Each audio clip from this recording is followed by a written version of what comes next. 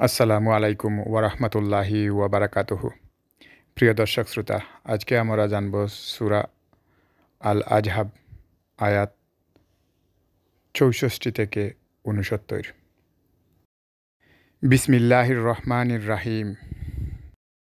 নিশ্চয় আল্লাহ কাফিরদেরকে তিনি রহমত থেকে বঞ্চিত করেছেন এবং তাদের জন্য প্রস্তুত করে রেখেছেন জ্বলন্ত আগুন। তারা তথায় অনন্তকাল থাকবে, আর সেখানে তারা কোনো অভিভাবক বা সাহায্যকারী পাবে না।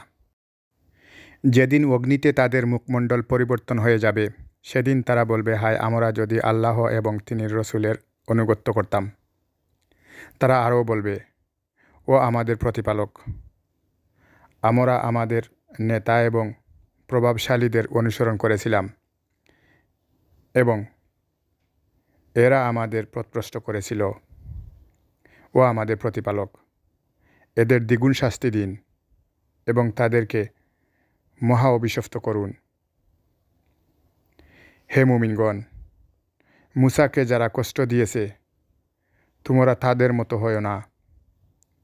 এরা যা রটনা করেছিল, আল্লাহ তাকে তা থেকে নির্দোষ প্রমাণ করেছিলেন।